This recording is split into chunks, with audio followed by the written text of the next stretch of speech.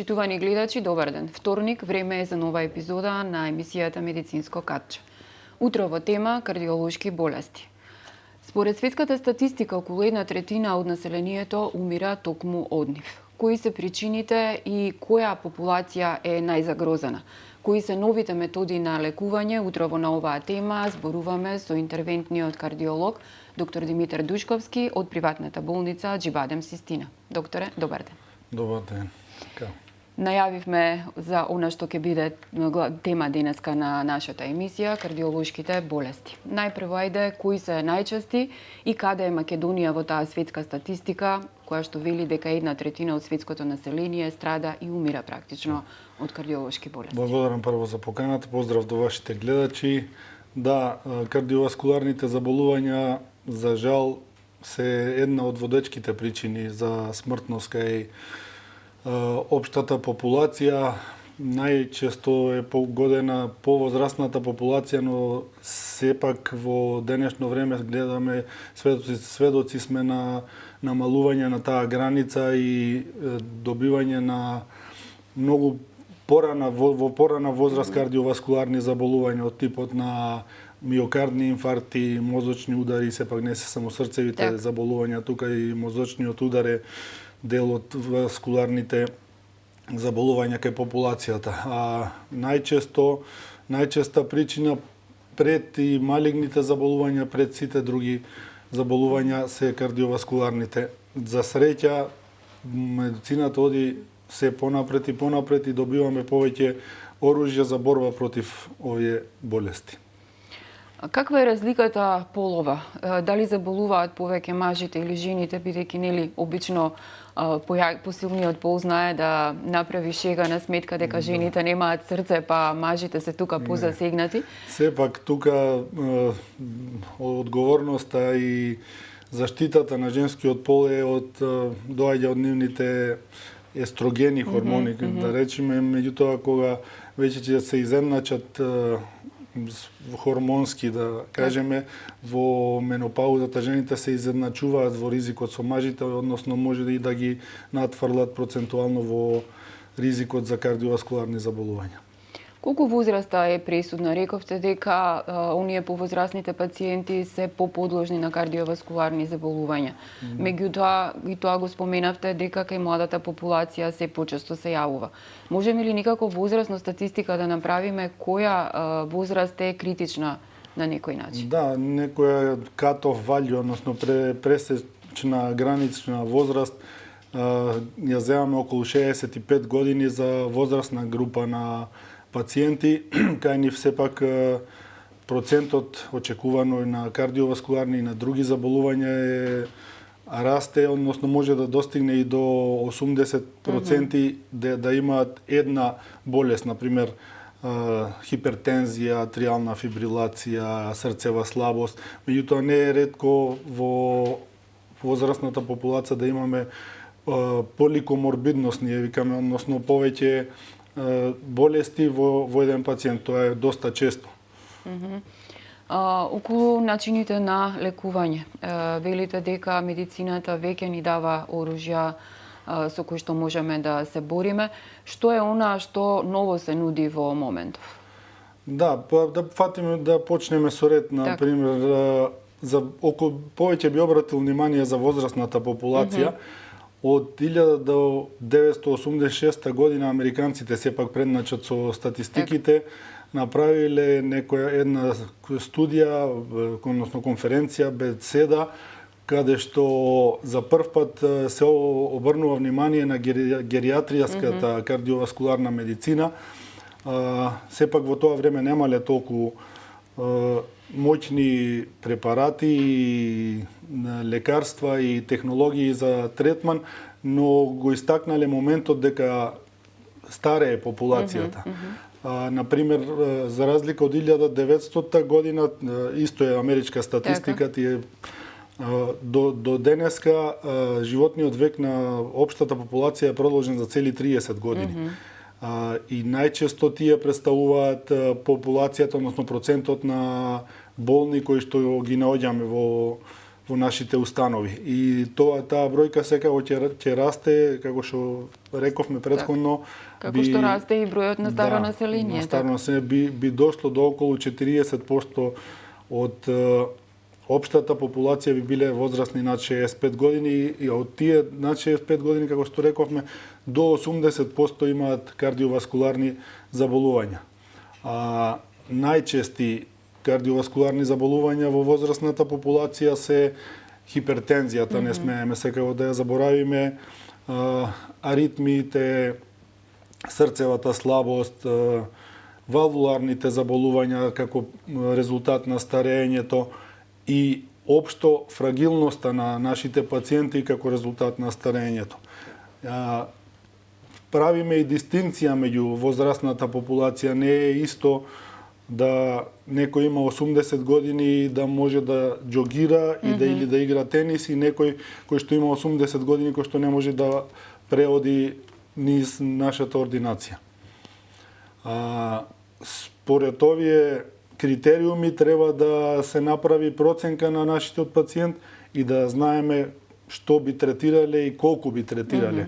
Американците се водат од една кратенка 5M се вика, прво е mind, значи мозокот дали е бистар, затоа што друго е да пациентот да е возрастен и да има бистра мисла, да знае да разговара, неговата мобилност исто е битна, затоа што во таа возраст има и реуматски заболувања, не е исто да третираме ние срце, да ставаме стентови, да му овозможиме добра перфузија, ако човекот е легнат во кревет нема да може да добие гранна болка, третираме со медикаменти, третираме поликоморбидните болести, меѓутоа најбитно последното е matters most, значи таа болест што е најбитна, таа се третира прва. Нели и посветивме внимание на повозрастната популација, меѓутоа да се вратиме кај помладите. Се почесто се јавуваат инфаркти, хипертензии кај луѓе од 25 до 40 години. Кои се причините? Дали е тука стресот, загадувањето, начинот на живот, неспортувањето?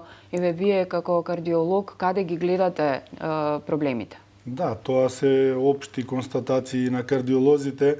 Моја првична не забелешка, него констатација е дека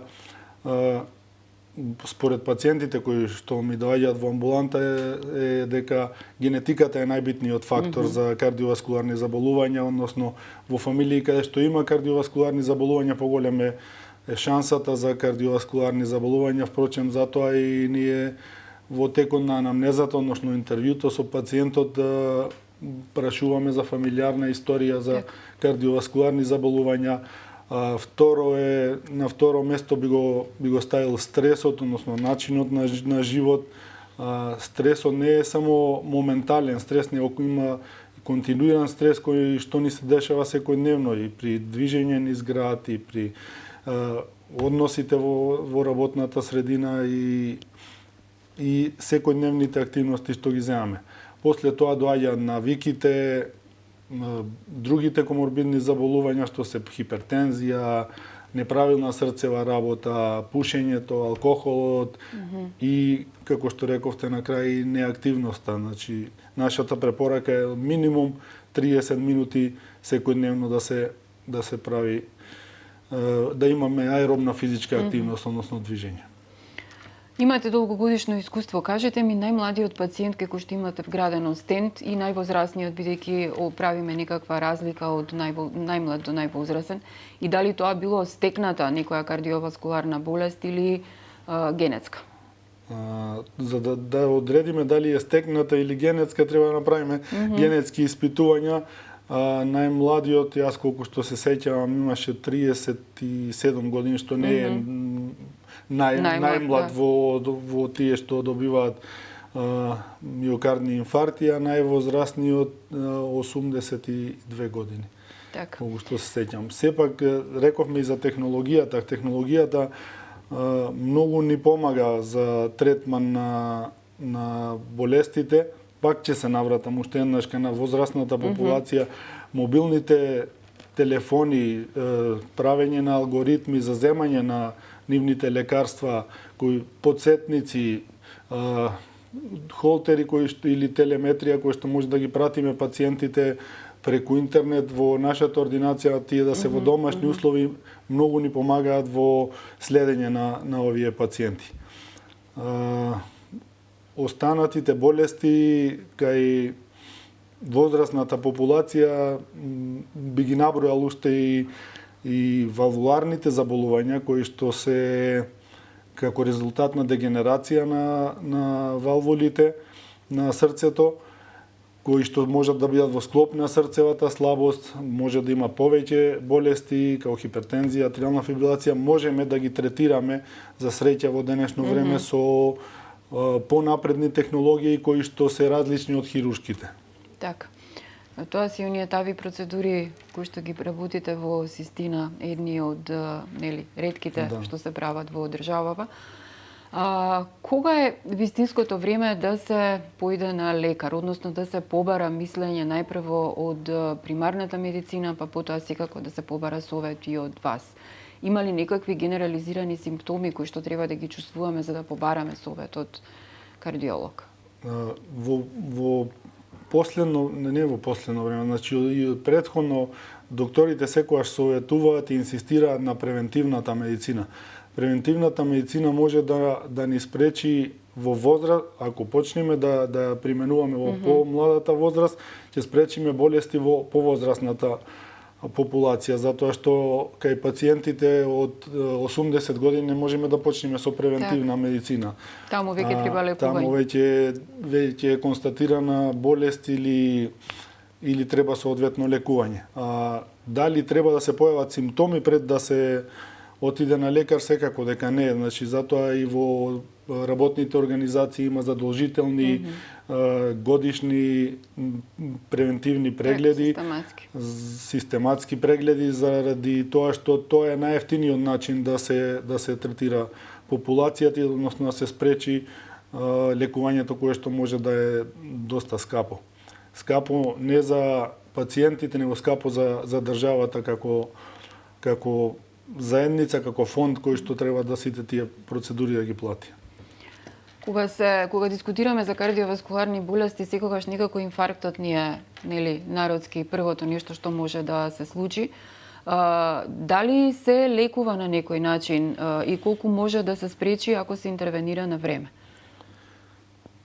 Да, значи инфарктот е непосредна симптоматологија која што се јавува во одреден момент и се манифестира со силна стеглива градна болка во градите која што може да се шири према долната вилица, према обете рамења, према стомакот. Често викаме ние како мимикрија може да се погрешно дијагностицира како желудочен проблем. Затоа јас ги советувам моите пациенти секогаш кога има некаков таков симптом, прво да посетат кардиолог, па после другите заболувања можат да почекаат минути, часови може да почекаат. Ако се појави инфарктот, нашите препораки се да се интервенира што е можно побрзо.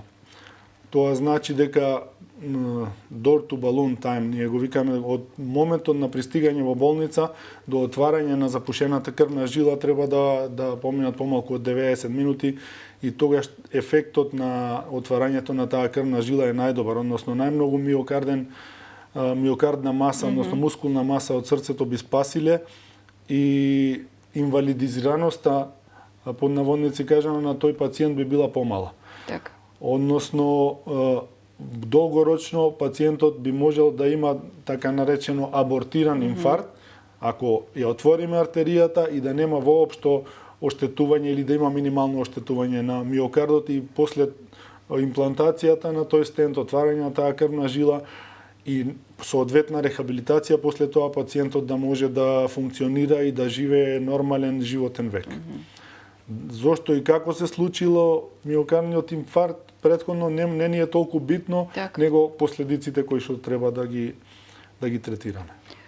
Темата е многу голема, времето ни е кратко за дискусија. Еве за крај на интервјуто една препорака до сите пациенти. Дека не треба нели да чувствуваат симптоми за да побараат најпрво совет од неговиот матичен лекар кој што потоа може да ги упати понатаму.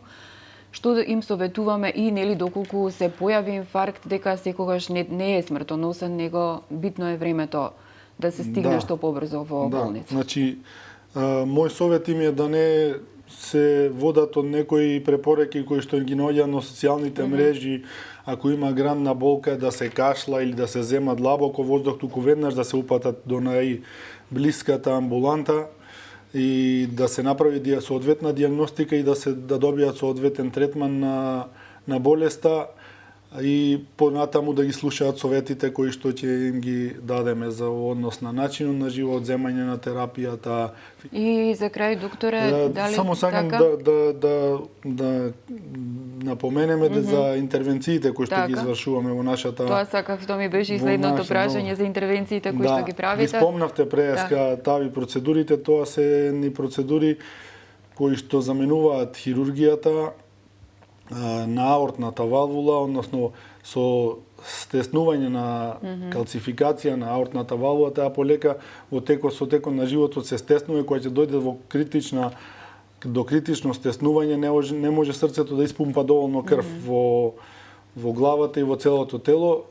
За среќа од 2002 кога е направена првата тави интервенција, до сега е доста напредната оваа технологија и за среќа на почетокот се почнака и неоперабилни пациенти, па многу стари, над 85 години, па таа старосна граница се намалуваше. Сега последните препораки кажуваат дека пациентите кои што се со висок ризик за операција, односно СТС скор над 8 и години кои што се над 70 би требало да завршат на интервенција со тави процедура. Тоа е една